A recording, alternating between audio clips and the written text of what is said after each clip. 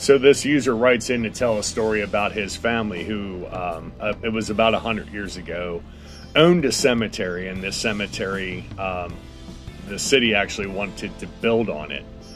So the family finally decided to relent and agreed to sell the land to the city and also have them pay for a portion of the land next to it so that the family could continue its business of being a cemetery.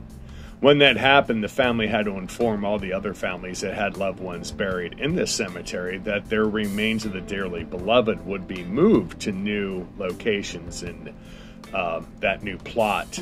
Work began on that, and of course back in this time frame there were no bulldozers or any kind of large heavy shoveling equipment, so this all had to be done manually by hand. So as they dug up the ground, the caskets were retrieved and moved along with their headstones down to the new freshly dug plots. Back then, caskets were generally made of wood and just outlined with a nice cloth decorative layover.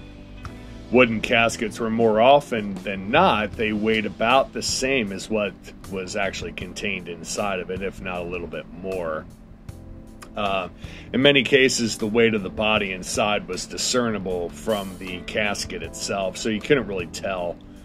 Well, when they got to the final northernmost third of the land that the city had bought, the caskets became even lighter. The sound of the corpses within sliding, a jerky step making a limb fall to one side or hitting the inside of the box, stuff like that, began to become fewer and farther between.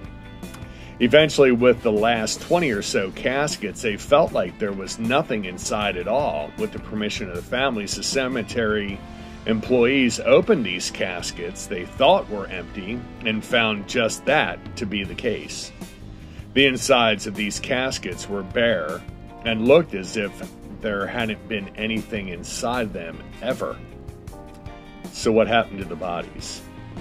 Actually, what kind of cover-up happened all those years ago?